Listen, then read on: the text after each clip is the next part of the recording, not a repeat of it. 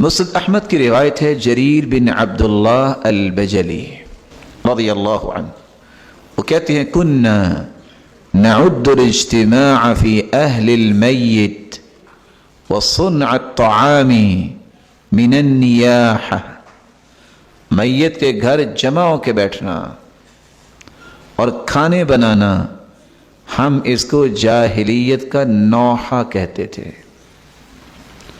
تو حکم کیا ہے؟ جنازے میں شریک ہو۔ حکم کیا ہے؟ جنازہ مسلمان کا پڑھو، ایک احد پہاڑ جتنی نیکی ملتی ہے، دفنا کے آؤ 2 احد پہاڑ جتنی نیکیاں ملتی ہیں۔ اگر آپ جنازے پہ نہیں پہنچ سکے تو پھر آپ تعزیت کرنے کے لیے گئے ہیں، جب ملے تب بھی تعزیت ہو سکتی ہے۔ جب آپ ان کے پاس چلے گئے تعزیت کریں، تعزیت کا مطلب کیا ہوتا ہے؟ تسلی دینا، صبر کی تلقین کرنا، عظم اللہ اجرک واحسن عزاءک وغفر لمیتک، اللہ تیرے اجر کو بڑھا دے اور تیری اس پریشانی کے وقت میں تیرے ساتھ احسان کا معاملہ کرے اور جانے والے کو بخش دے۔ دوسری دعا، ان للہ ما اخذ وله ما اعطى ولكل شيء اجل مسمى فلتصبر ولتحتسب، اللہ کا ہی مال تھا، اللہ نے اسے لے لیا، اور ہر چیز کی ایک معین مدت ہے، اس سے زیادہ نہیں رہ سکتا۔ ہم نے بھی اللہ کے پاس جانا ہے، اس لیے صبر کیجئے اور اجر کی امید کیجئے۔ یہ 2 دعائیں پڑھیں اور آپ چلے جائیں۔ رہا گھر میں اکٹھے ہو کے 2 سال کسی نے کبھی بات نہیں کی ہوتی، کہتے ہیں کھانا فلاں دے گا اور آج کھانا فلاں دے گا، زندگی میں اسے بات نہیں کرتے تھے، کیا فائدہ ہوا؟ کیا کہتے ہیں اس کے لیے ایک لفظ بولا جاتا ہے، کسی کو پتہ یہ کھانا جو دیتے ہیں جب کہ فوت ہو جائے؟ ہاں جی، کڑوا، کیا مرچیں کھلاتے ہیں؟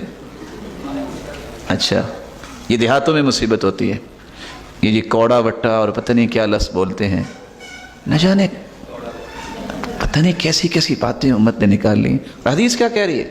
جاہلیت کا طریقہ ہے یہ۔ اس لیے آج بھی آپ ارض حجاز میں جائیں، بڑے سے بڑا فوت ہو جائے، سارا دن آپ کو نظر نہیں آئیں گے جس طرح وہ باقاعدہ بنا کے بیٹھے ہوتے ہیں، کبھی نظر نہیں آئیں گے۔ وقت رکھا ہوتا انہیں، شام کے بعد آپ تشریف لائیے گا، شام سے عشاء تک بیٹھتے ہیں، لوگ آتے ہیں، سلام لیا، صبر کی تلقین کی اور ساتھ ہی باہر چلے جاتے ہیں۔ سوائے اپنے رشتہ داروں کے، وہ تو تسلی سلوان کے لیے ہر وقت ہی اوپر ہوتے ہیں، لیکن یہ رویہ جو بنا لینا ہے کہ 3 دن ہم نے وہ کناتے لگا کے بیٹھنا ہے، اس کو شریعت کی روشنی میں سمجھیں۔ دوسری بات، کھانا پکانا۔ جعفر رضی اللہ تعالیٰ عنہ جب شہید ہوئے تو آپ نے فرمایا اصنعوا الطعام لأہل جعفر فإنہم آتاہم ما یشغلہم۔ جعفر شہید ہو گئے ہیں، اب ان کے بچوں پہ غم اتنا ہے کہ وہ خود تو کھانا نہیں پکا سکیں گے، ان کے کھانے کو نہ بھولیے گا۔ جن کے گھر میں فوتگی ہوئی ہے آپ ان کو کھانا بنا کے دے سکتے ہیں۔ لوگوں نے اس سے کیا سمجھ لیا کہ اس گھر میں آگ اور چولہا نہیں جل سکتا، پتہ نہیں کیا ہو جائے گا، ایسی کوئی بات نہیں ہے۔ غم اتنا ہے کہ وہ آج کھانا نہیں پکا پائیں گے، آپ ان کے ساتھ کھڑے ہوں۔ اور لوگوں نے اس کا دوسرا معنی کیا سمجھا کہ فیملی کو باقاعدہ وہ دعوت نامے پیش ہو رہے ہیں، اور بعض دفعہ وہ اس بات کا تقاضا کر رہے ہیں کہ تمہاری فوتگی کے ہم نے چکن کڑھائی کی تھی، آج آپ کو فش بھی دینی پڑے گی۔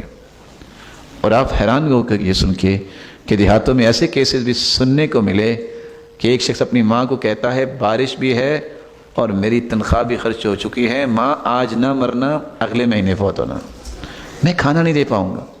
یہ کیسے آپ کلمات سن رہے ہیں جو میں آپ کو پیش کر رہا ہوں؟ یہ انسانی رویوں کو کچل دینے والے ہیں۔